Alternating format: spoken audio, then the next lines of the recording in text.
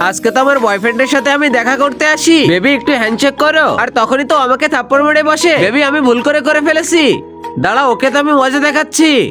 আর এই লোকটা তো দেখতেছি ফিলকে গুলি করতেছে। যেভাবে হোক আমি তো জিনিকে বাঁচিয়ে নিব। সরি বেবি, আমি জেনে শুনে গুলি খাইনি। আর এই পাগল আবার কি করতেছে? এই তোমার ঢং করা বন্ধ হলে সোজা হয়ে দাঁড়াও। এর পরের দিন যখন আমি ঘুমাইতে যাই, আমি একটা বাজে স্বপ্ন দেখি। এই কি হচ্ছে? এখন রাত 12 বাজে, এখন উঠে কি করতেছো এসব? এটা তুমি কি করলে? তোমাকে তো আজকে ছাড়বো না। এরপরে তো আমি অফিসের জন্য রেডি হচ্ছিলাম, আর তখন আমি তিয়ানের ফাইল দেখি। ও হয়তো ফাইল নিতে ভুলে গেছে, আমি ওর অফিসে চলে যাই।